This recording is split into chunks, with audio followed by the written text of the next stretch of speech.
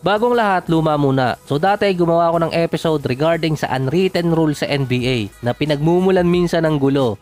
Yung iba naman gumawa ng pangontra doon, lalo na yung mga coaches. Naglagay sila ng team rule, katulad doon sa Boston at dito kay Coach Steve Kerr.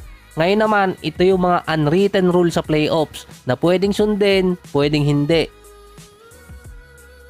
So ito yung kalimitan mapapansin nyo na bakit si ganitong player hindi pinalalaro kapag playoffs or yung isang player limitado lang ang minuto sa isang series. So karaniwang kasing ginagamit ng mga teams or coaches sa rotation nila ay top 8 player kapag postseason. Based dati sa write-ups ng Bleacher Report, ang mga great teams ay merong 8 legitimate player. Sila yung may chance na makapag-contend sa NBA Finals or playoffs na din. Yung 8 players na kada team ang kalimitan na bibigyan ng mas mahabang minuto na doon din papasok yung sinasabing magic bunot, yung pang 9 or pang number 10 sa rotation. So kung 8 players lang palang palalaroin, bakit pa maglalagay ng 15 players? Ay yun ang nakalagay sa written rule. Yung 8 players kasi sa rotation, yun naman ang unwritten rule kasi base yun sa coaches kung sino ang pinaka-best na ilalagay niya doon. Tulad dun sa Denver Nuggets last season, 8 players lang din ang ginagamit nila sa rotation nung playoffs lalo na nung finals. Merong nadadagdag pero hindi naman tataas yun ng 10 minuto. Sunod doon, bawal umabsent. Sa regular season, common na kasi na kapag sumakit lang yung dulo ng buhok, hindi na maglalaro. Pero sa NBA playoffs, iba. Meron daw mga players na kahit merong injury or may personal reason, maglalaro pa rin. Katulad nga ng flu game ni Dirk at ni MJ. Yung nangyari kay IT sa Boston nung na-dislocate ang siko ni Rondo versus Miami series at yung iba pa.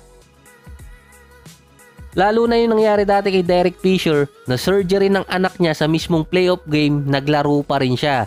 Pero naman yun, kaya nga unwritten rule, depende kung kasama yung player na may injury or may personal reason sa top 8 player ng coach. Noong mga 2000 era, pababa, wala nito. Ngayon kasi meron na. Isha-shutdown muna ng mga players yung kanilang mga SOCMED account. Yung unwritten rule doon, magpe-pretend sila na hindi nila binubuksan yung kanilang social media platform na makaka-apekto rin di umano sa mga players. Si LeBron meron tinatawag na annual tradition na i-unplug lahat ng kanyang social media account kapag playoffs. Ini-encourage din niya ang kanyang mga ka-teammate nun.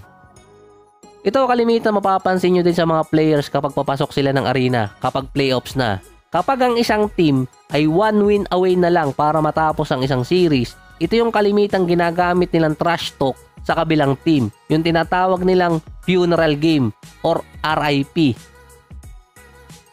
Yung mga players nagsusuot ng itim na damit, hindi ito yung jersey, as in papasok pa lang sila ng arena, nakaitim na damit na sila na parang a-attend sila ng libing.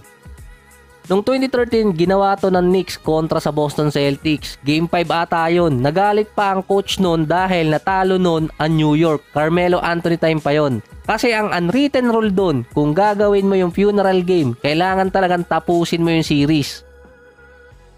Ang sinabi pa nga ni J.R. Smith, nagsuot sila ng itim para umattend ng funeral. Ito yung tatapusin na ang series versus Celtics. Ang nangyari nga lang, sila yung nalibing kasi nanalo pa noon ng Boston. Na-extend pa yung series. Ng 2017 naman sa series sa pagitan ng Wizards at itong Celtics, Game 6 yun. Nakaitim na yung mga players ng Celtics, ibig sabihin RIP game yun. Hindi nga lang din natapos ng Celtics yung series at umabot pa ng Game 7. Dito nagalit si John Wall. Dahil nga trash talk yun funeral attire para dito sa Wizards. Kaso nabuhay pa rin ang Wizards noon, may isang game pa. Dati nagbiro pa nga noon si Coach Scott Brooks na idedemanda niya yung Celtics kasi sila yung nagpauso noon, ginaya ng Boston. Ginawa rin to ni Draymond ng 2022 Finals Game 6 versus Celtics. Teka, bakit puro Boston yung ginagamitan noon? Doon naman, tinapos ng Golden State yung series sa Game 6 na after magsuot ng nakaitim nitong si Draymond. So yan muna yung mga unwritten rules para dito sa NBA playoffs at hindi ko alam kung paano tatapusin ang episode na to kaya ganito na lang, bigla na lang mawawala.